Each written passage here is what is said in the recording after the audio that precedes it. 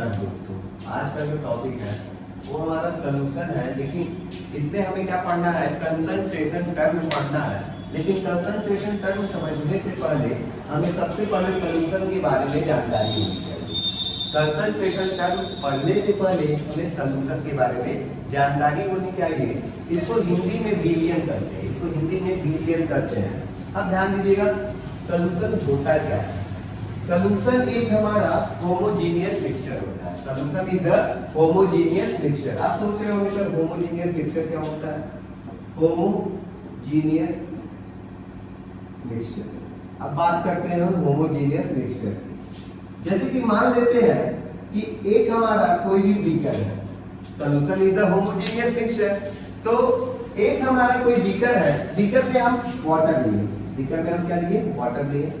अब इसमें क्या किया हमने, शुगर मिलाया। क्या मिलाया, शुगर। क्या मिलाया, शुगर मिलाया। शुगर मिलाया, मान लीजिए यहाँ पे यहाँ पे यहाँ पे यहाँ पे यहाँ पे यहाँ पे यहाँ पे। और जब इसको घोल दिया तो शुगर सब में घुल गया होगा, सब में घुल गया होगा शुगर। शुगर इसमें क्या हो गया होगा, डिसॉल्व हो गया होगा। जब वाटर में शुगर को डाला और मिला दिया तो ये शुगर डिसॉल्व हो गया होगा वाटर में। तब हम यहाँ से क्या करते हैं, कुछ वॉल्यूम वाटर निकालते हैं।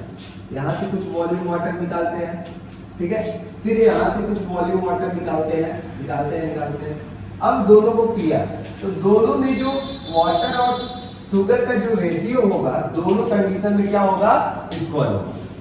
या ऐसे भी नहीं समझ में आ रहा तो एक और इम्पोर्टेंट एग्जांपल, जैसे कि दूध है, दूध से चाय बना है। चाय तो सब पीते हैं, चाय टी लवर। आजकल तो बच्चे वीडियो भी बना के डालते हैं कि टी लवर।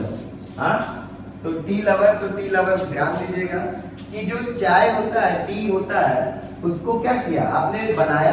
तो आप एक कप चाय लें या एक गिलास चाय लें, या कहीं से भी आप अपने मम्मी को चाय दे रहे हैं, अपने पापा को चाय दे रहे हैं, तो मम्मी जो चाय पियेंगी और पापा जो चाय पियेंगी, दोनों का जो स्वाद होगा ना, दोनों क्या होगा, सेम होगा। ऐसा नहीं होगा कि मम्मी को ज्यादा चाय मतलब लगेगा कि शुगर ज्यादा है और पापा को लगेगा अरे शुगर तो इसमें है ही नहीं। दोनों में क्या होगा, शुगर की मात्रा समान होगी, क्योंकि एक ही पतीले से निकाला गया होगा। तो दोनों में जो शुगर की मात्रा होगी वो क्या होगी, समान होगी। वही चाय है हमारा। तो ये जो चाय बना हमारा, मान लेते हैं चाय बना, तो वो हमारा होमोजीनियस मिक्सचर होगा। अब बातें समझ में आ गया होगा कि कहीं से भी अगर आप चाय निकालेंगे तो वहां पे चीनी की जो मात्रा होगी वो हर जगह क्या होगी, समान रेशियो में दूध से मिली होगी। बातें क्लियर है। अब ये तो हमारा होमोजीनियस मिक्सचर हो गया, ठीक है। और इसी को हम क्या करते हैं, सॉल्यूशन करते हैं, ठीक है। सिंपल सी लैंग्वेज में सॉल्यूशन दो चीजों से मिलकर बना होता है। एक तो हमारा होता है सॉल्यूट, दूसरा होता है हमारा सॉल्वेंट। इसको हिंदी में हम कहते हैं विलेन। हिंदी मीडियम वाले भी होंगे तो उनको भी समझ में आएगा, विलेन। और इसको क्या कहते हैं, विलायक। अब ध्यान देने वाली बातें हैं, सॉल्यूट क्या होता है, जो चीज मिलाया जाता है। जो चीज क्या होता है, मिलाया जाता है। मतलब कि जिस चीज को डिसॉल्व किया जाता है, जिस अमाउंट को क्या किया जाता है, डिसॉल्व किया जाता है, उसको सॉल्यूट करते हैं। और जिसमें घोला जाता है या जिसमें डिसॉल्व किया जाता है उसे सॉल्वेंट करते हैं। अब ध्यान दीजिएगा कैसे। या एक और चीज बोल सकते हैं, ये लेस अमाउंट में होता है, और ये क्या होता है हमारा, मोर अमाउंट में होता है। बातें क्या है कि ये हमारा कम मात्रा में होता है, ये हमारा क्या होता है, ज्यादा मात्रा में होता है। आप सोच रहे हैं सर कम मात्रा ज्यादा मात्रा, जैसे कि हम पानी में चीनी मिलाते हैं, तो पानी क्या हुआ, पानी तो हमारा ज्यादा होता है, चीनी क्या हुआ, चीनी तो कम मात्रा में होता है। जब पानी ज्यादा ही मात्रा में है तो पानी हमारा सॉल्वेंट है, और चीनी कम मात्रा में है तो हमारा सॉल्यूट है। समझ गया। लेकिन कभी कभी कंडीशन ऐसा हो सकता है, दोनों 50-50% हो सकता है। क्या हो सकता है, दोनों 50%। कि सर अगर हम बात करेंगे 50% हमारा सॉल्यूट भी है, 50% सॉल्वेंट भी है, तब हम किसको, चीनी को हम मानेंगे, शुगर को हम सॉल्वेंट मानेंगे कि वाटर को सॉल्वेंट मानेंगे, कि किसको क्या मानेंगे। तो हमारा ये याद रखिएगा, अगर 50% वाटर भी है तो 50% वाले वाटर को ही हम सॉल्वेंट मानेंगे। बातें क्लियर हो गया यहाँ तक। लेकिन अगर 51% हमारा शुगर है और 49% हमारा क्या है, वाटर है, तो सॉल्वेंट किसको मानेंगे, 51% वाले को। मतलब शुगर तब हमारा सॉल्वेंट हो जाएगा। कब? जब शुगर की मात्रा पानी की मात्रा से ज्यादा हो जाए। यहाँ से बातें समझ में आ रहा है? समझ में आ रहा है? सारे बच्चों को समझ में आ रहा है? हाँ, तो ये सॉल्यूट और सॉल्वेंट का कंडीशन है। जैसे NaCl वाटर में, NaCl ज्यादा मात्रा में, NaCl क्या है? ज्यादा मात्रा में है। तो हमारा जो शुगर है, मतलब शुगर की बातें करते हैं, वाटर कम मात्रा में, तो NaCl हमारा सॉल्वेंट हो जाएगा और जो वाटर होगा सॉल्यूट हो जाएगा। लेकिन अगर वाटर, वैसे तो वाटर ही ज्यादा होता है, वैसे तो वाटर ही ज्यादा है, वाटर ज्यादा मात्रा में और हमारा जो NaCl है कम मात्रा में है, तो जो ज्यादा मात्रा में है वो हमारा सॉल्वेंट, जो कम मात्रा में है वो हमारा सॉल्यूट। बातें क्लियर है? समझ में आ रहा है? तो ये हमारा हो गया, ये हमारा होमोजेनियस मिक्सचर हो गया, सॉल्यूट और सॉल्वेंट हो गया। और एक और तरीके से इसको समझाया जा सकता है, ये जो हमारा शुगर है या जो लेस क्या होता है, जिसका लेस जो है मोल्स क्या होता है? कम मात्रा है। जिसका मोल क्या होता है? कम होता है।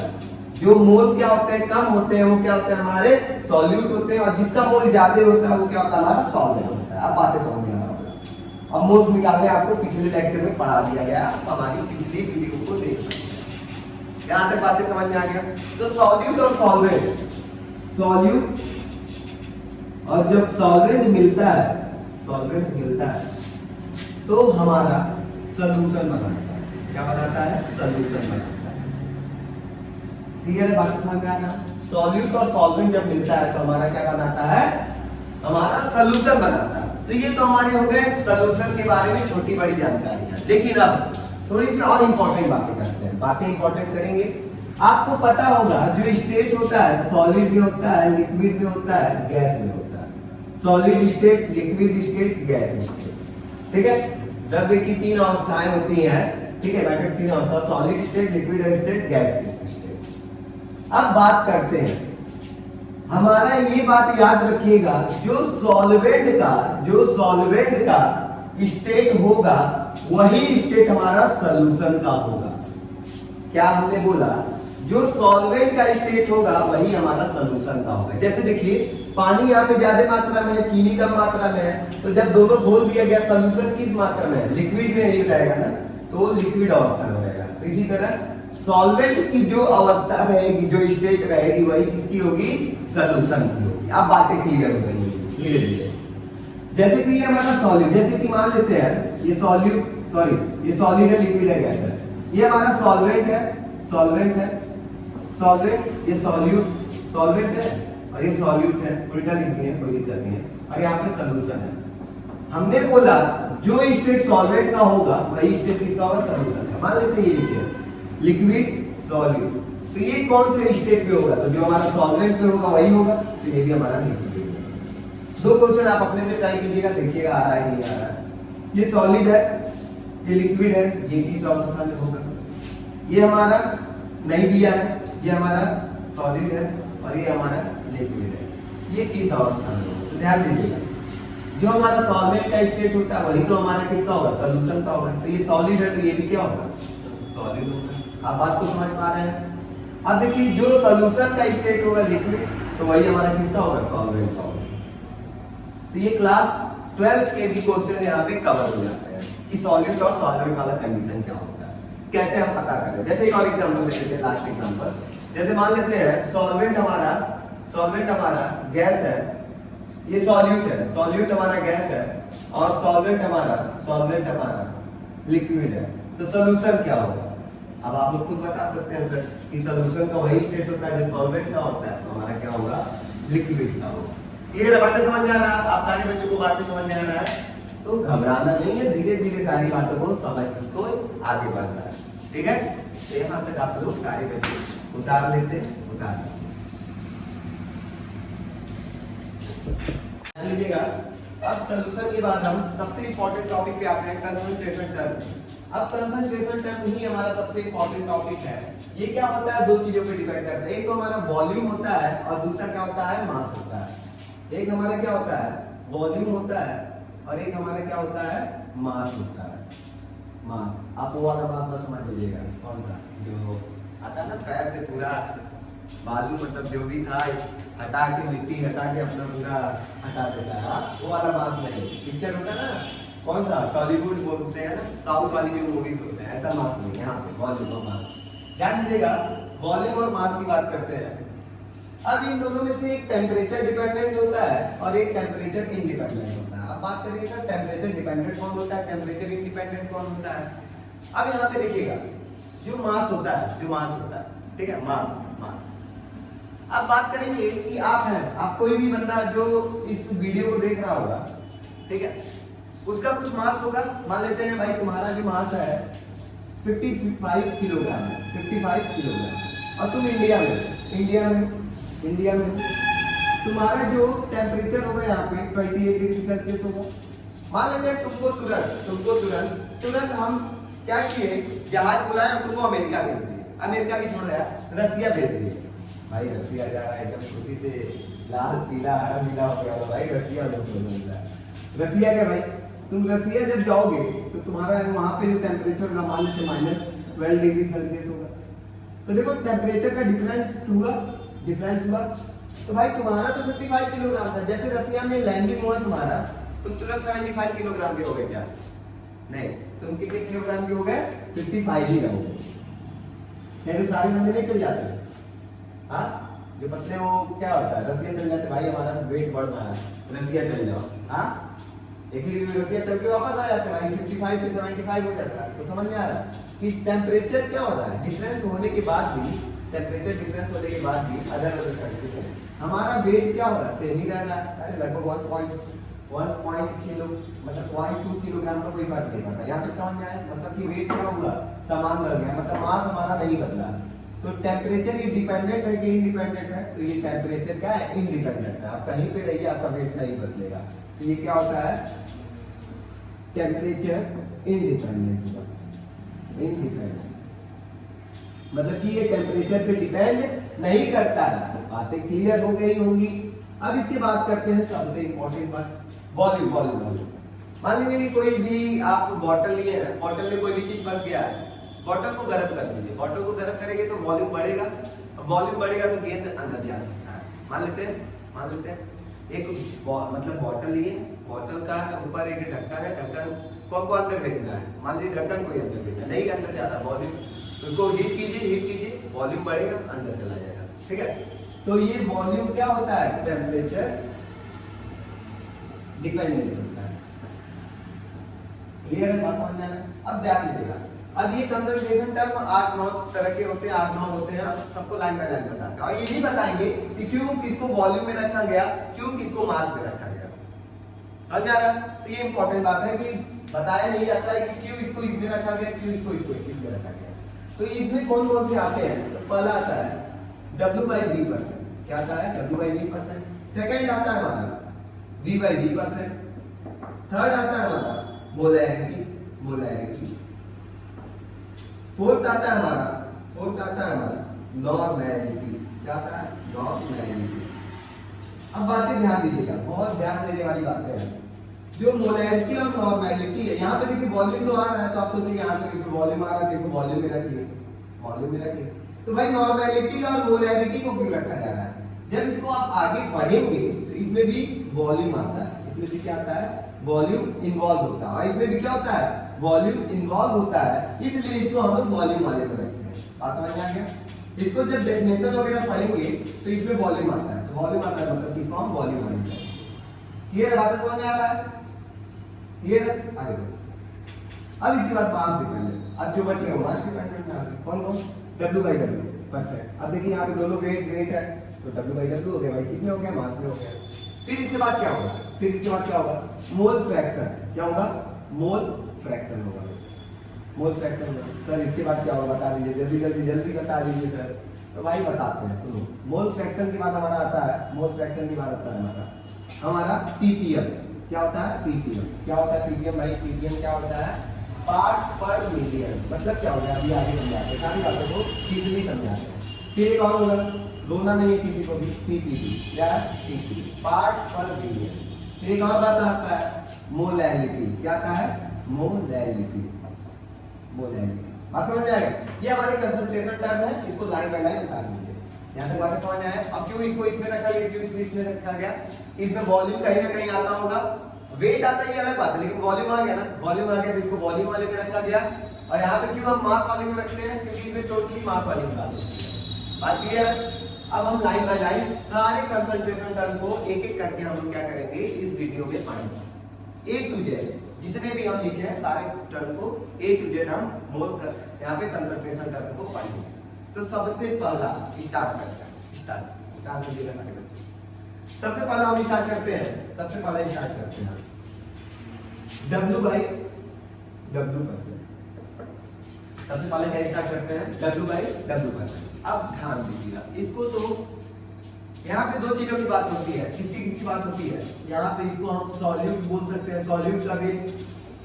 W का मतलब होता है वेट, वेट मतलब मास, मास मास कितना मास है, ठीक है। साउथ की मूवी वाला मास नहीं, जो जनरली मास होता है कितना किलोग्राम लेके आए ये सब। और ये क्या होता है, ये भी मास होता है, लेकिन ये किसका मास होगा, किसका वेट होगा, ये हमारा होगा सॉल्वेंट का होगा, सॉल्वेंट, ठीक है। अब बात समझिएगा, सॉल्वेंट का भी होता है, गलती हो गई भाई, सॉल्यूशन का होता है। देखो अगर बोल दिया गया एग्जांपल से समझेंगे, सारे बच्चे एग्जांपल से समझेंगे।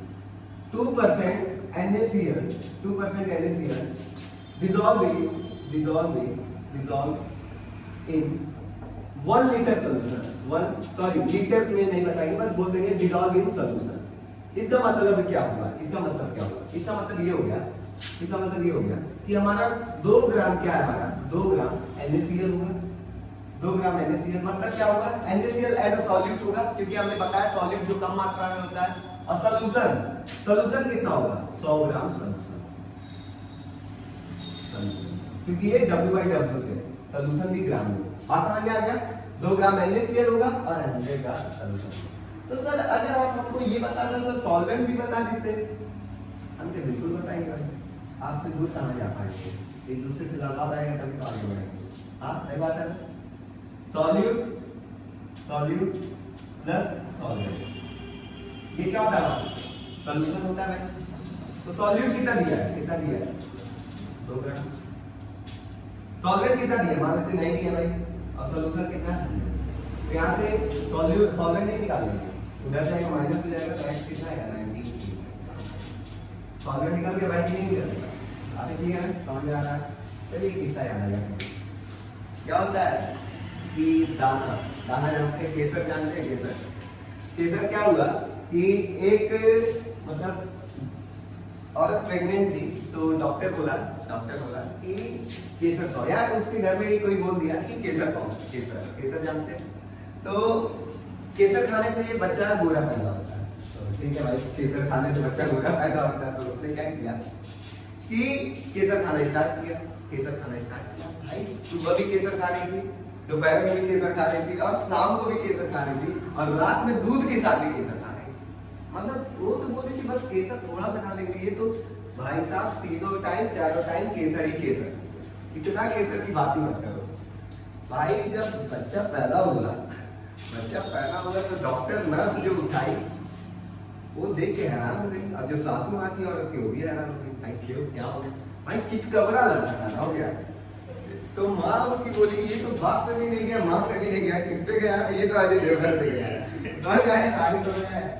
तो जो भी चीज ज्यादा नहीं करना चाहिए, मतलब ज्यादा केसर का उपयोग नहीं करना चाहिए, चितकबरा बच्चा पैदा हो जाता है, ठीक है। तो बातें क्लियर हो गया, यहाँ पे उसका प्रचार नहीं कर रहा हूँ मैं, किसी भी तरह का, ठीक है, यहाँ तक क्लियर है, बात समझ में आ गई। आगे बढ़ते ध्यान, अगर नहीं बोल दिया गया 4% NaCl इन सॉल्यूशन, लेकिन बाई W/W बोल दिया, W/W मतलब क्या होगा, 4 ग्राम हमारा क्या होगा, 4 ग्राम क्या होगा हमारा, 4 ग्राम होगा हमारा सॉल्वेंट मतलब NaCl, सॉल्वेंट नहीं होगा, वो सॉल्वेंट होगा NaCl, और 100 ग्राम क्या होगा हमारा, 100 ग्राम क्या होगा हमारा सॉल्यूशन।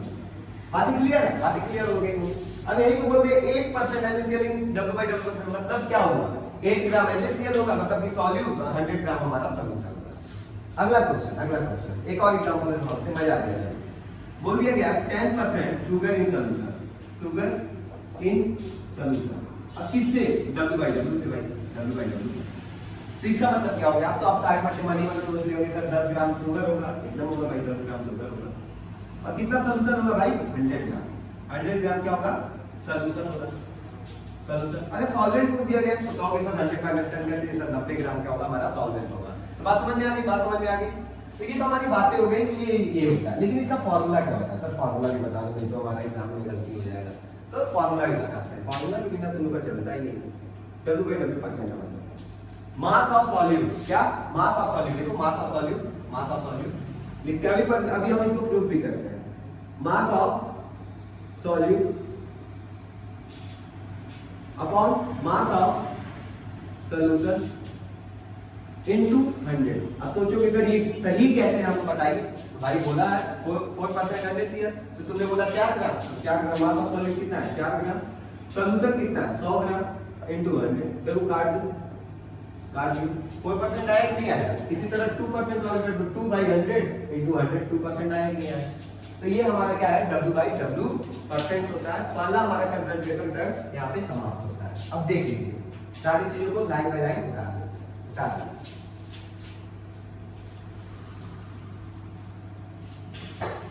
ध्यान दीजिएगा सारे बच्चे। अब आते हैं हम W/V%। अभी तक तो हमने W/W% अच्छे से पढ़ लिया। अब W/V% को पढ़ेंगे, एकदम अच्छे से पढ़ेंगे, एकदम ध्यान दो, ठीक है? एकदम मम्मी पापा भाई बहन मोबाइल से, बस मोबाइल को वीडियो देखने के लिए यूज कीजिएगा, बाकी कुछ नहीं, सबसे दूर रहिए, ठीक है? एकदम अच्छे से पढ़ लेंगे। W/V% क्या होता है? ध्यान दीजिएगा। अब एग्जांपल से फिर समझते हैं। अब बोला गया, यही क्वेश्चन लेते हैं, 2% NaCl in solution bye W/V%। अब सोच रहे हो सर W/V% सर सेम यहाँ से यहाँ तक तो आपने लिया था, अभी तो W/W में बस यहाँ पे चेंज कर रहे W/V कर देते हैं भाई। हाँ अब यही से समझिए। अब ये W मतलब वेट की बात कर रहा है, सॉल्यूट के वेट की बात कर रहा है, और ये यहाँ पे किसकी बात कर रहा है? वॉल्यूम की बात कर रहा है। किसकी बात कर रहा है? वॉल्यूम की बात कर रहा है। मतलब इसका क्या होगा? 2 ग्राम तो NaCl होगा भाई, 2 ग्राम NaCl होगा। और यही सबसे इंपॉर्टेंट भी है, यही सबसे इंपॉर्टेंट भी है, ध्यान दीजिएगा, सबसे इंपॉर्टेंट 2 ग्राम NaCl तो होगा, लेकिन सॉल्यूशन अब 100 ग्राम नहीं होगा, 100 ml होगा। क्या होगा? 100 ml सॉल्यूशन। अब बात समझ में आया? अगर W लगता तो यहाँ पे ग्राम होता है, वॉल्यूम लग गया मतलब ml हो गया। मतलब कि 2 ग्राम NaCl 100 ml सॉल्यूशन में मिला हुआ है। समझ में आ रहा है कि सर 2 ग्राम NaCl, जैसे कि सॉल्यूशन की बात कर लेते हैं कि कोई भी सॉल्यूशन है, NaCl उसमें डाला गया है, कितने? 2 ग्राम NaCl सॉल्यूशन में मिलाया गया। ठीक है, बात क्लियर हो गया? बातें समझ में आ गई होंगी। अब देखो एक और एग्जांपल, अगर यही बात करें 4% NaCl, अब सोच रहे सर एक ही एग्जांपल बार बार लेके समझ आ रहे हो, तो ये सही बात है। In solution bye W/V%। तो अब बात समझिए। तो 4% NaCl मतलब कि ये तो 4 ग्राम होगा NaCl, और सॉल्यूशन क्या होगा? W है ना भाई, V वॉल्यूम बात करेंगे, तो सॉल्यूशन कितना होगा? 100 ग्राम नहीं होगा, क्योंकि वॉल्यूम है ml होगा। मतलब कि 4 ग्राम हमारा NaCl कितने मिला होगा? 100 ml सॉल्यूशन में क्या होगा? मिला होगा। तो सर फॉर्मूला भी बता दो, तो फॉर्मूला भी सेम ही होगा। W/V% का फॉर्मूला क्या होगा? ध्यान दो, W/V। अब देखो मास ऑफ सॉल्यूट होगा, क्योंकि मास तो ले रहा है, तो क्या होगा? मास ऑफ सॉल्यूट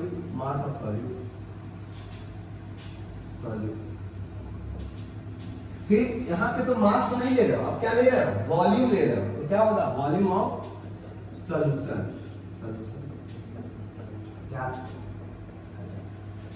क्या ये बात समझ में आया?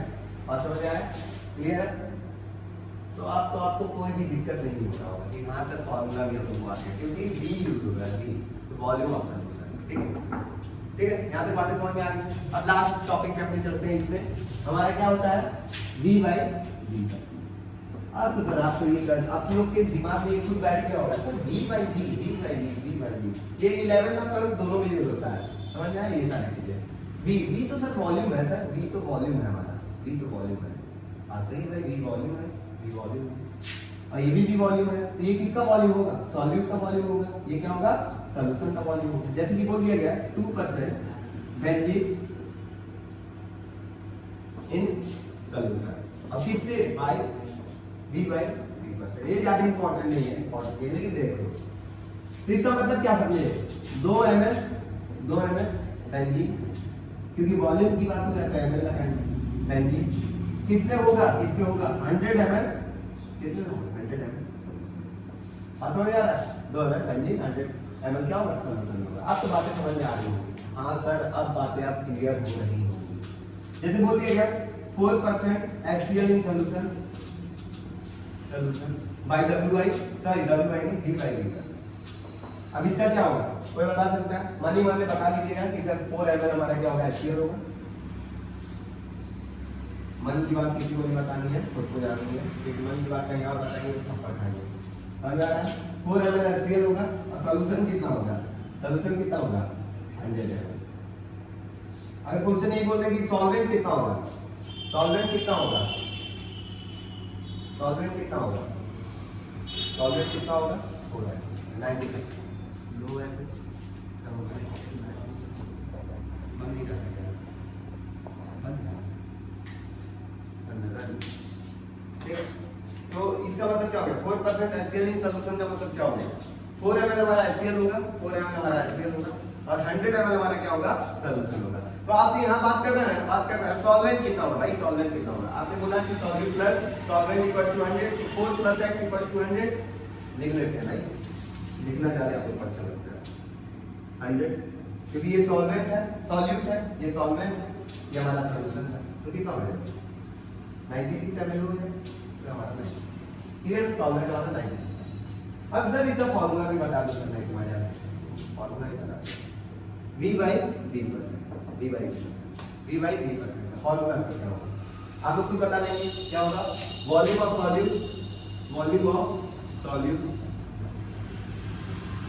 Volume of solution into 100। बातें समझ में आ रही है, बातें समझ में आ रही है, बातें समझ में